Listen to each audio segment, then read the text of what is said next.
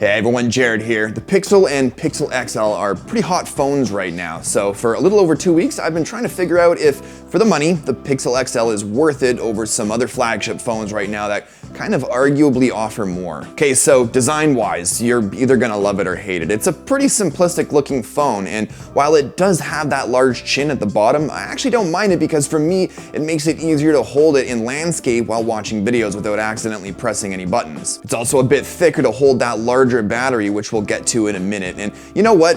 I like thicker phones for not only the larger batteries, but also for helping keep that camera module nice and flush with the back, eliminating the camera pressure point. The glass back is apparently there to help with better signal strength. Personally, I haven't noticed any improvements compared to my other Android devices, and all it's really done is act as another place for fingerprints to build up. Now, the fingerprint scanner, on the other hand, it works. It's fast, but it's not nearly as consistently accurate as my experiences have been like with the iPhone 7 and 7 Plus. Like, I don't feel as though there has been any improvements since the Nexus 6P. And while the swipe down gesture to access your notifications is cool and can come in handy, it still doesn't solve that one-handed gymnastics challenge I've been facing. The mono speaker on the bottom for me has been disappointing. Not terrible, but disappointing. It can get loud, not as loud as other phones, but loud enough. Though cupping the speaker is a must, and the audio range isn't much better than the tinny sounding water-resistant coated speaker on the Galaxy S7. Now, the 5.5-inch display has been a bit of a struggle for me to manage. I found that most of the time I'm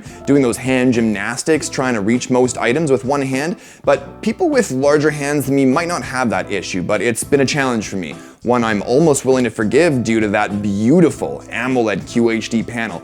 Colors, saturation, contrast, I love it all. It's an awesome looking display through and through, and you will not be disappointed. Now, both Pixel phones come with Android's latest and greatest 7.1 Nougat. It's got a new color scheme, it has dual app split screen multitasking, it has optimized battery life. And that's all great and everything, but it also comes with unlimited original photo and video storage, which is amazing, live support via phone or chat messaging, which is really awesome for the non-tech savvy out there, and it also has Google Assistant. So Google Assistant does some pretty cool stuff on a contextual level, and the more you use it, the better, or perhaps I should say, the smarter it gets. So far, I haven't really used it for much more than what I used Google Now for. I've tried a few things like asking it to set an appointment in my calendar but remind me a day before, which it couldn't do, so I ended up having to set the appointment and reminder manually. Now, as time goes on, I'm hoping I'll learn more about what it can and can't do, but for now it's still in its infancy stage. The rear-facing 12-megapixel camera is amazing. The dynamic range on this one, in my opinion,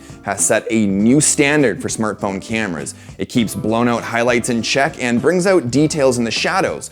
Colors are bold, sharpness is on point, and focusing is insanely fast, seriously. I love being able to double press the power button to launch the camera and the double twist gesture to switch to the front facing camera, which also takes really impressive quality selfies, is super duper handy.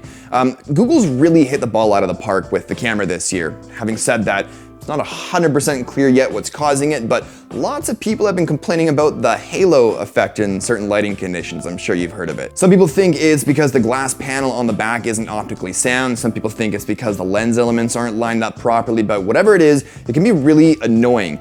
Regardless, Google has acknowledged the problem and is issuing a fix in the form of a software update, so we'll see if that actually fixes it or not. And finally, battery life with a 3450 milliamp hour battery has been great. It always lasts me an entire day at around 50% screen brightness. You could easily get 6 hours screen on time if you tried, and probably more. And it doesn't hurt that it charges up super fast too through the fast charger with up to 9 volts at 2 amps, though not quite as fast as the Galaxy S7 and Galaxy S7 Edge. There's a lot to like about the Pixel XL, like its amazing camera, unlimited cloud photo storage, great battery life, live after-sales customer support right from your phone, and awesome display, but it's only got an okay speaker. It's got a bit of a large footprint for a 5.5-inch display in 2016, and it lacks adequate water resistance when compared to many of the major alternatives like the iPhone 7 Plus or Galaxy S7. Anyways, wrapping up this review, I'm really curious to know if the lack of strong water resistance is a deal breaker for you, so drop me a comment and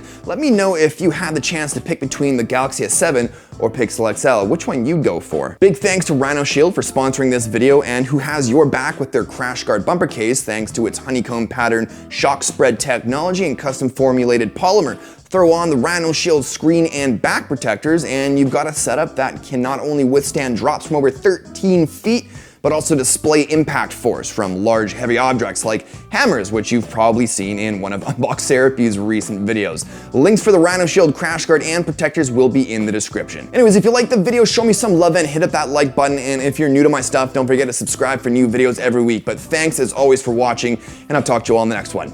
Cheers.